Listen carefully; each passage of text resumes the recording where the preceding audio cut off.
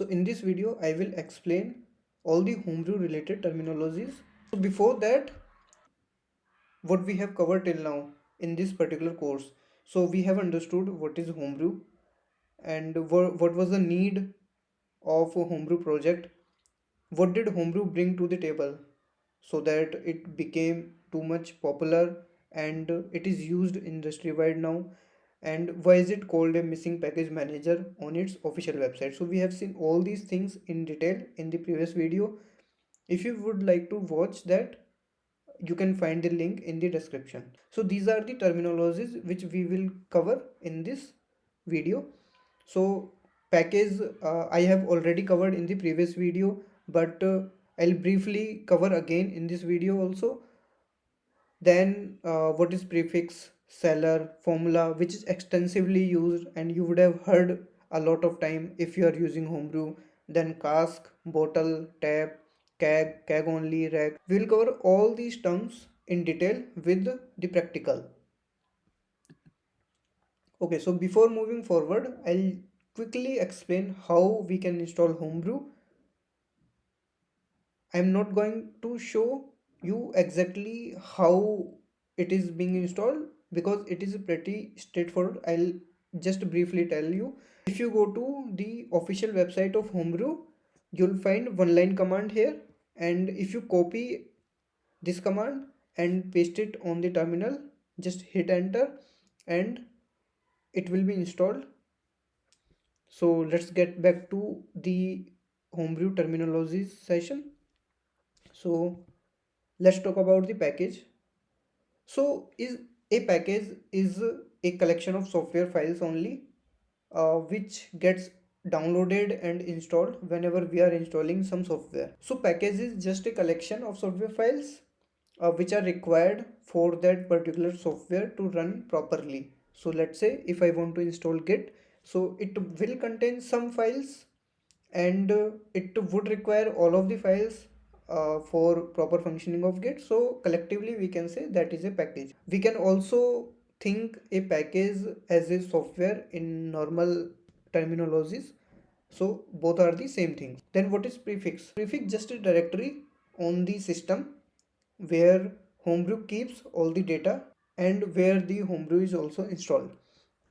So /user/local, this is the location for Intel based Mac systems, and /opt/homebrew, this is the location for silicon based Mac system. So my system is silicon based, so I'll show uh, how we can get the value for this prefix. So if you go to terminal and type brew hyphen hyphen prefix, then you will find this value.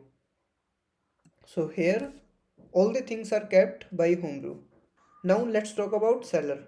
So Cellar is a location in our system only where all the applications get installed by the brew. So if you want to see the location of this, you just need to run this command brew hyphen hyphen cellar, and again the directory will be different for silicon based system and the Intel based system. So it will be just the prefix difference in both of the case. So let's see this thing as well, brew hyphen hyphen cellar. So this is the location where all the applications will be present which are installed through Homebrew. So if I go to this location cd and this location, if I do ls, you'll see all the things. So these are the applications which are installed by Homebrew in my system. Okay, so we can get this particular value through this environment variable also, homebrew underscore cellar. So let me show you this as well. So let me clear my screen first. If I do echo dollar then homebrew cellar, then you will see the same value formula. So this is extensively used word and terminology you would have heard a lot of time if you are using Homebrew. So this is nothing but a Ruby script file which defines the package and it keeps the installation information as well.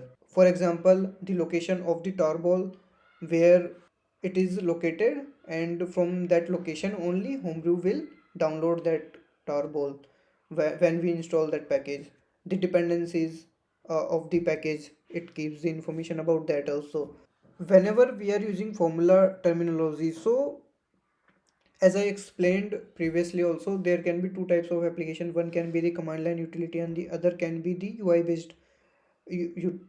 based application. Through formula Ruby files, we do not specify or we do not define the UI based applications. Okay, and whenever we are installing any applications through formula, so those will be installed at opt homebrew cellar location. Obviously I am talking about the Apple silicon based Mac systems. It would be user slash local slash cellar in case of Intel based Mac systems. This is the GitHub location. If I go to this particular path, let me show you where it is hosted. So this is the place where all the formulas are hosted. So if I go to randomly any directory, if I go to any Ruby file, then this is how it will look.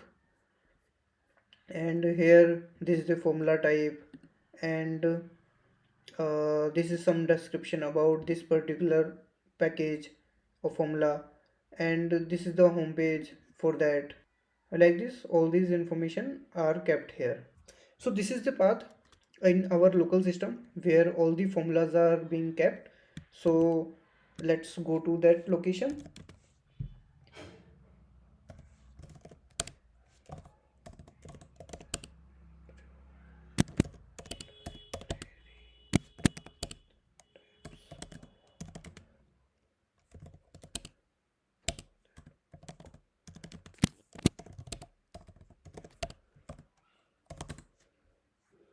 So you can see all these directories which we have just seen on the browser. So that is the same thing is present here also.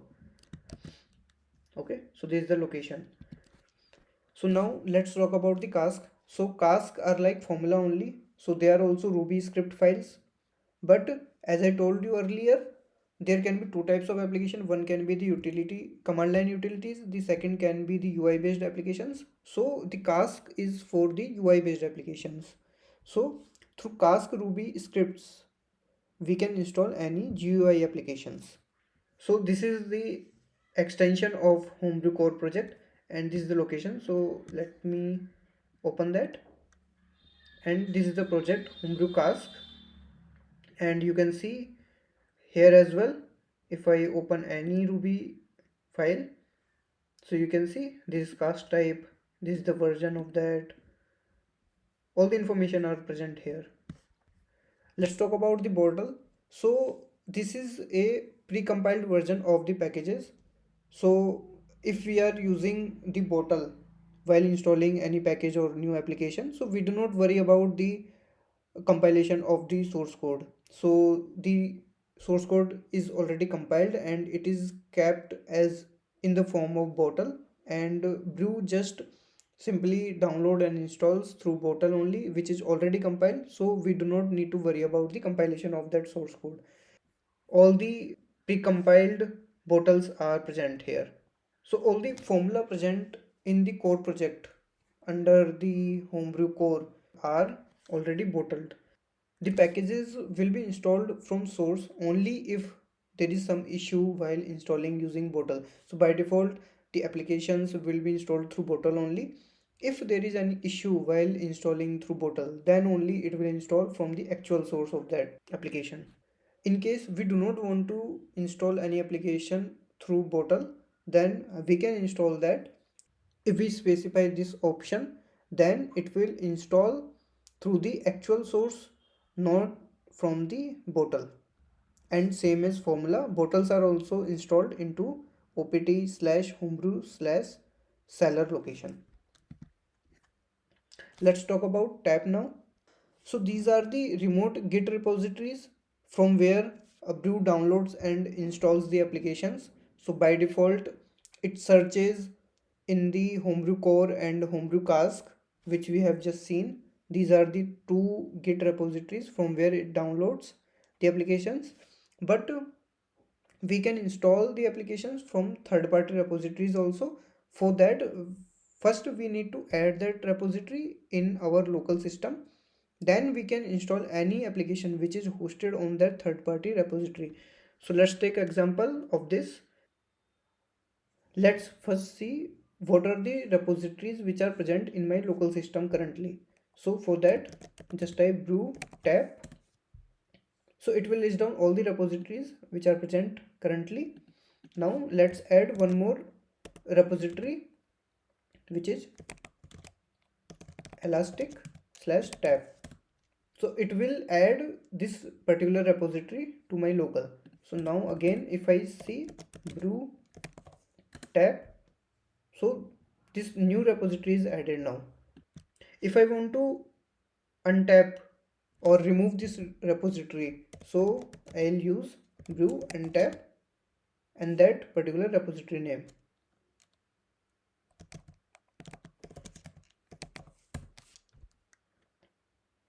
So now it is removed. If I see again brew tap, it is removed now.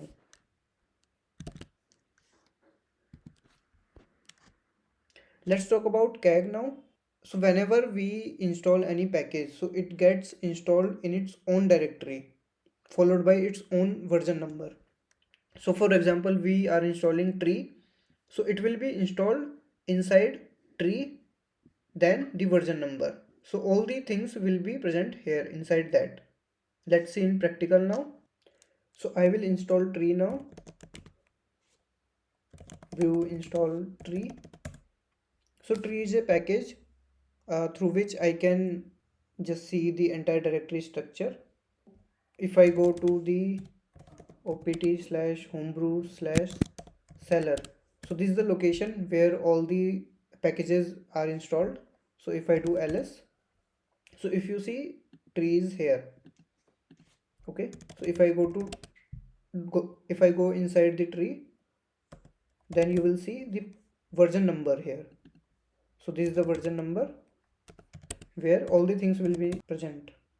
Okay, let's talk about the keg only. So it means that the packages are installed in this particular location, but there is not any symlink present. So what is symlink? So I'll create another dedicated video on symlink, which is a symbolic link. But for now, you can think is as a shortcut which refers to some other actual location. So whenever we install any application, there would be some symlink present for the either the binary files or the library files or the include files. For example, we have just installed tree. Let's see for that. If I go to the particular place, opt homebrew and bin, if I list down all the things here, there would be tree as well, this one, and let me clear the screen again so that you can see clearly. So if I do ls, la and tree, then you will see tree is pointing to the actual location of this binary file. So this is not the actual file, this is just the symlink which is pointing to some other location which is the actual file. If an application is keg only, it means there will not be any symlink for that application. So if you want to see whether an application is keg only or not, you can see that using the brew info command. Brew info, let's say I want to see for the OpenJDK. So this OpenJDK is installed in my system. So here you will see like OpenJDK is keg only. So it will show you whether it is keg only, and it will also give you the reason why it is keg only. So because macOS provides similar software and installing this software in parallel can cause all kinds of trouble. If you want to install a package as keg only, then you can install by specifying this particular option -force. Let's talk about rack. So this is the directory where one or more versioned kegs will be present. So the keg was including the version also, which we have just seen, and the rack will be if we remove the version part, and till this point this directory, this will be rack. Let's talk about some other homebrew terms. The repository, so where all the default and third party repositories are contained. This will be the location for Intel based Mac systems, and this will be location for silicon based Mac system. So if I show you in the terminal, so brew hyphen hyphen repository, so you will see opt homebrew is there. So this is the location for that. And let's talk about Caskroom. So it is the directory where all the casks being stored before being installed at the right place on the system. So again, to see this, brew hyphen hyphen cask room. So this is the location where all the casks being stored before being installed. So if I go to this location, then ls. So currently I have installed only Atom application as the cask. So to see all the applications, let me clear first the terminal. Then if you run the brew list, so it will list down all the applications, whether it is of formula type or the cask type. So if you see in cask section, only one application is there, which is Atom, and that was shown when I listed down through Caskroom. Okay, so you can see opt homebrew Caskroom, and if I, okay, so I am already in this directory. So if I do the ls, so you can see only Atom is there. Okay, let's talk about the cache. So it is a directory where all the downloaded files are being stored by homebrew. So if I want to cache, if I want to see this location, so this is the location. If I go to this particular location, then if I do the ls, so these are the files which homebrew has downloaded. Okay, so what we will cover in the next videos. So we'll do some practicals around homebrew packages installation and uninstallation. We'll understand the concept of symbolic links in depth. I have just briefly told you about the symbolic links in this video, but I'll make a separate dedicated video for this, and we'll also explore all the commands which homebrew supports. We'll see the different homebrew behavior for Intel and silicon based Mac systems. So that's all for now. I'll see you in the next video. If you got to know anything new in this video, please consider subscribing this channel.